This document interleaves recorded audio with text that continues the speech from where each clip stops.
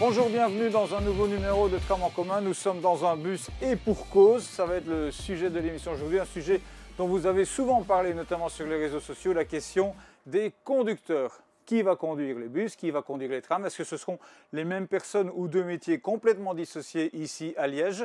Comment vont être formés celles et ceux qui demain conduiront le tram de Liège? Eh bien, c'est ce qu'on va voir dans cette émission.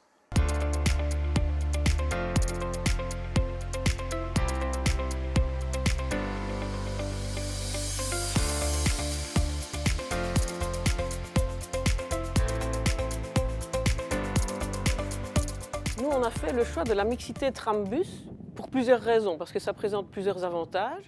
Le premier pour le chauffeur, pour le conducteur, pardon, c'est d'avoir de la diversité dans son travail. Un deuxième avantage pour l'entreprise, c'est la souplesse que ça offre dans l'attribution des services. Pour couvrir les services bus et tram, c'est beaucoup plus facile de couvrir ça avec des chauffeurs qui ont les deux qualifications sur les deux modes de transport.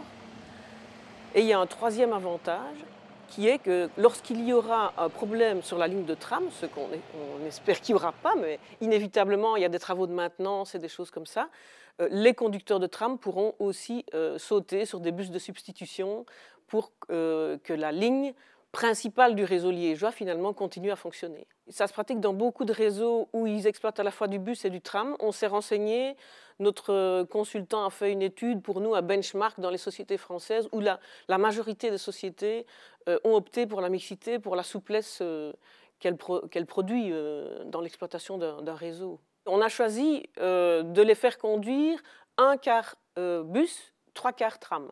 Donc sur la même semaine, pour une semaine type théorique, il va conduire un jour le bus et 3 jours le tram. On a calculé en théorie qu'il y avait environ 85 chauffeurs et conducteurs qui allaient devoir être mixtes.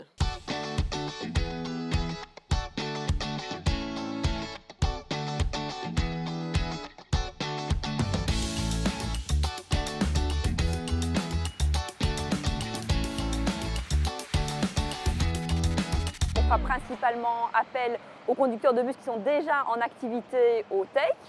Maintenant, on n'exclut pas, dans un second temps, si jamais on n'avait pas assez de candidats en interne, de faire aussi des appels à candidature vers l'extérieur.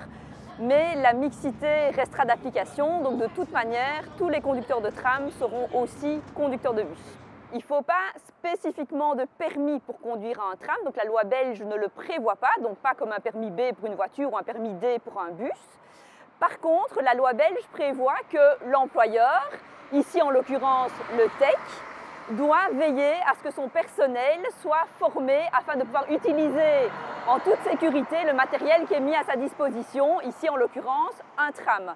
Donc il y aura bien une autorisation délivrée de la part du TEC pour les conducteurs afin qu'ils puissent conduire le tram et cette autorisation ne sera délivrée qu'au bout de la formation et après que les conducteurs aient passé et réussi un certain nombre d'examens. Il faut que nos formateurs soient formés de manière anticipée, donc on ne saura pas les former sur nos propres réseaux, c'est pourquoi nous avons décidé de les envoyer dans un autre réseau afin qu'ils puissent se former et nous avons choisi le réseau de la ville de Nantes en France comme réseau parrain pour la fonction de formateur mais aussi pour d'autres fonctions spécifiques au tram.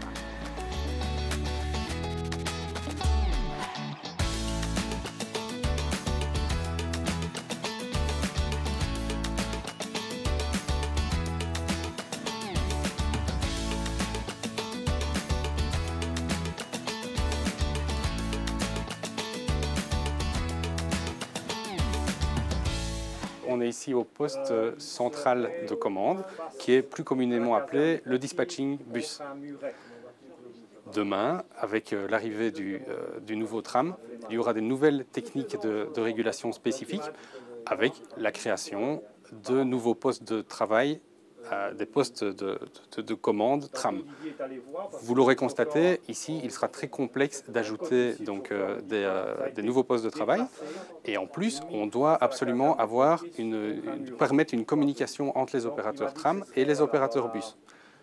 Comme on ne peut pas ajouter des postes d'opérateurs tram ici, c'est tout le monde qui déménage vers le bâtiment d'exploitation de Bressou, où là, nous aurons un grand local qui va pouvoir accueillir tous les opérateurs bus tram, avec une vue privilégiée sur le terminus Liège Expo. L'infotech va suivre le dispatching et donc tous les agents qui répondent aux différentes demandes de nos clients au quotidien déménagent également vers le bâtiment d'exploitation de Bressup.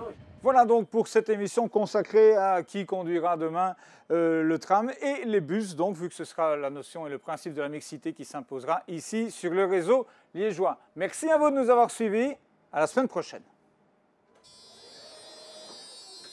Le tram, on l'a toutes et tous en commun.